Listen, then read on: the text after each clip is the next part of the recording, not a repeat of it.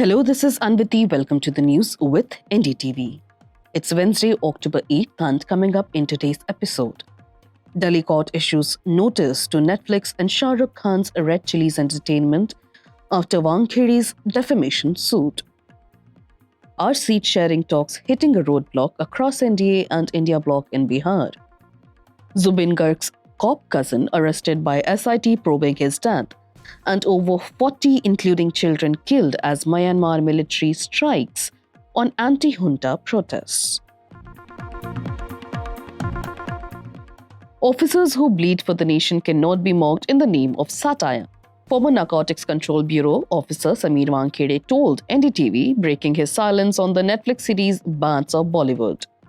Wankhede claims the show humiliates him and damages the image of India's law enforcement. This comes as the Delhi High Court on Tuesday issued a notice to Red Chillies Entertainment, owned by Shah Rukh Khan and wife Gauri, Netflix and others in response to Sameer Wankhede's defamation suit. The case centers around the series allegedly portraying a character modeled on Wankhede in a derogatory light. Justice Purushendra Kumar Kaurav directed the production house, co-owned by actor Shah Rukh Khan and wife Gauri Khan, to respond within 7 days. The petitioner has 3 days to file a rejoinder, and the next hearing is set for October 30th. In court, Wankhede's counsel, senior advocate Sandeep Sethi, argued that the content of the series was ex facie defamatory and had led to online trolling of Wankhede and his family, including his wife and sister. He said that portrayal was not satire but humiliation aimed squarely at an officer who had once led the investigation into Shah Rukh Khan's son, Aryan Khan. Wankhede told NDTV today that he was not just fighting for himself, but the dignity of those in uniform. Quote, "This is about my family's honor, about the respect of officers working day and night against drugs, and about the national emblem Satyamev Jayate, which should not be ridiculed," unquote, he said. The court had earlier questioned the maintainability of the suit he had first filed in Delhi, noting that the petition did not sufficiently establish jurisdiction. However, the judge allowed Wankhede to amend his plea. His legal team maintains the case is valid in the capital due to the show's wide digital reach and related online activity originating in Delhi. The series, which premiered on Netflix on September 18th, features a character closely resembling Wankhede, they allege, who is shown targeting Bollywood celebrities at a party. The suit alleges this mirrors Wankhede's real-life arrest of Aryan Khan in 2021, which made headlines nationwide. Aryan Khan had then spent 25 days in jail before being released and all the drug charges against him were later dropped, unproven. Wankhede is seeking 2 crore rupees in damages, which has been pledged to be donated to Tata Memorial Cancer Hospital. With Bihar heading to polls next month, alliance partners on both sides, the ruling NDA and the opposition India bloc, are deep into the negotiation battle scenes, and the battle for seats is intensifying. In the NDA camp, tensions are resurfacing after Hindustani Awam Morcha chief Jitan Ram Manjhi, who was briefly the chief minister of Bihar, made it clear that unless his party is allotted at least 15 seats, it won't contest the election. While he assured that HAM will continue to support the NDA, he added, quote, "We are praying to NDA leaders because we feel humiliated. If we do not get the proposed number of seats, we will not contest the elections," unquote. Manjhi even posted a poetic reference to his demand on X, loosely based on Ramdhari Singh Dinkar's Rush Mirathi, saying, quote, "Give us just 15 villages, we will be happy and won't raise arms against our own," unquote. BJP President JP Nadda has reportedly spoken to Manjhi to ease over the tensions. According to the current projections, NDA's internal seat sharing may look like this. BJP and JDU around 100 each, Chirag Paswan's LJP 24, Manjhi 10 and Upendra Kushwah's RLJP around 6, but even Chirag Paswan is pushing back, reportedly.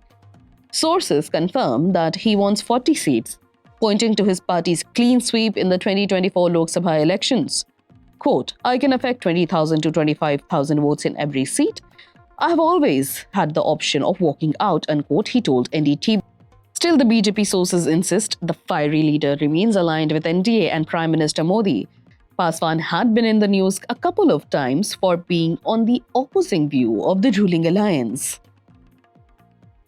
Meanwhile, in the India bloc, seat sharing is still being negotiated. Talks between RJD and Congress remain unresolved. Sources say RJD has offered Congress 54 seats, but Congress wants 10 more.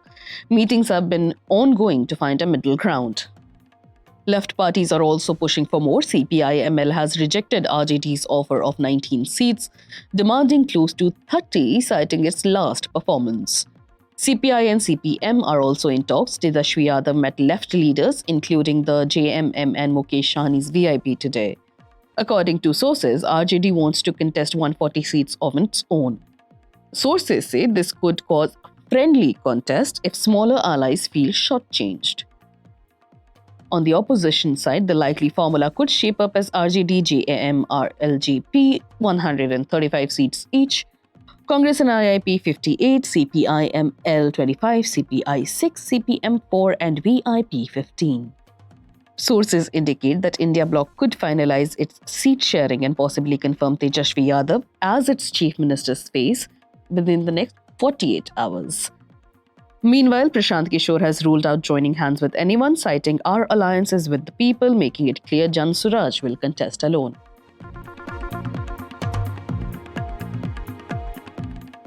Zubeen Garg's death. Was it a death, an accident, or something more twisted? His cousin, Sandipan Garg, a serving deputy superintendent in the Assam police, has now been arrested by the Special Investigation Team or SIT probing into the death of Zubeen Garg. He is the fifth person to be taken into custody in connection with the case. Sandipan had travelled with Zubeen to Singapore for the Northeast India Festival. It was during this trip that the popular singer died under mysterious circumstances. Zubeen, aged 52, was found unresponsive in the water after reportedly going for a swim. During a yacht party on September 19th, a senior police official confirmed the arrest to NDTV and said Sandipan Garg has been charged with murder, criminal conspiracy, culpable homicide, not amounting to murder, and causing death by negligence. He was produced in court today and has been sent to 7 days in police custody. The SIT had initially requested a 14-day remand. Sandipan's arrest comes 5 days after questioning. He had earlier claimed on Facebook that he had fully cooperated with the investigation and had even returned to India with some of Zubeen's personal belongings. This trip was reportedly his first time abroad. When asked why Sandipan has not been suspended from service, Munna Gupta, the Special Director General of Assam Police, CID, who is heading the probe, said the arrest has only just happened and without any further departmental action, it will be decided in due course. Meanwhile, earlier arrests in the case include Zubeen's bandmate Shekhar Jyoti Goswami and co-singer Amrit Prabha Mahanta. Both were also present at the yacht party in Singapore. According to investigators, Goswami was seen swimming near Zubeen shortly before his death, and Mahanta was allegedly filming content on her phone. On 2nd of October, 2 individuals were arrested again. Zubeen's manager Siddharth Sharma and Shyam Kanu Mahanta, who managed the Northeast India Festival. With a total of 5 people now in custody and serious charges framed, the investigation into the circumstances surrounding Zubeen Garg's death has taken a sharp turn. The SIT will continue to question those involved and gather more evidence from Singapore. More than 40 people, including children, have been killed in Myanmar after the military carried out an airstrike on a festival gathering in the central township of Shuangyu, as reported by news agency AFP. The incident took place on Monday evening during a Thandingut full moon festival, a major religious occasion in the country, where locals had also gathered for an anti-junta demonstration. One member of the festival's organizing committee told AFP that a motor-powered paraglider appeared above the crowd at around 7 p.m. and dropped 2 bombs. Quote, "The committee alerted people and 1/3 of the crowd managed to flee," she said, asking not to be named for safety reasons. Then she added, but immediately one motor-powered paraglider flew right over the cloud. Children were completely torn apart. The woman was not present at the time of the blast but attended the funerals the following day. She said around 80 others were wounded in the attack. Quote, as of this morning, we are still collecting body parts from the ground, pieces of flesh, limbs, parts of bodies that were blown apart, she told AFP. Local resident who was at the scene said people began to panic as soon as they noticed the aircraft above. Quote, while I was saying to people, please don't run, the paramotor dropped 2 bombs, he told AFP under the condition of anonymity. 2 of my comrades were killed just in front of me. There were even more who died in front of me. He added that he attended funerals on Tuesday for 9 of his friends. A local media outlet has also reported that 40 people died in the strike. As of Tuesday evening, Myanmar's military has not issued any comment, according to AFP.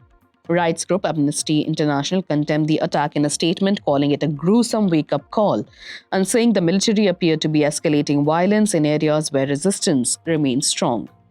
Quote, the international community may have forgotten about the conflict in Myanmar, but the Myanmar military is taking advantage of reduced scrutiny to carry out war crimes with impunity, said Joe Freeman, Amnesty's researchers on Myanmar. Myanmar has been in a state of civil war since the 2021 coup, with pro-democracy groups joining forces with ethnic armed organizations to resist military rule. Elections are scheduled to begin in December, but a UN expert has dismissed the vote as fraud. That's all for today. You were listening to the news with NDTV, your daily newspaper and TV bulletin wrapped in a compact podcast. If you want to catch up with the day's events in a hurry, do remember to subscribe to the news with NDTV on Apple, Spotify, and the NDTV News app. This is your host, Anditi, signing off.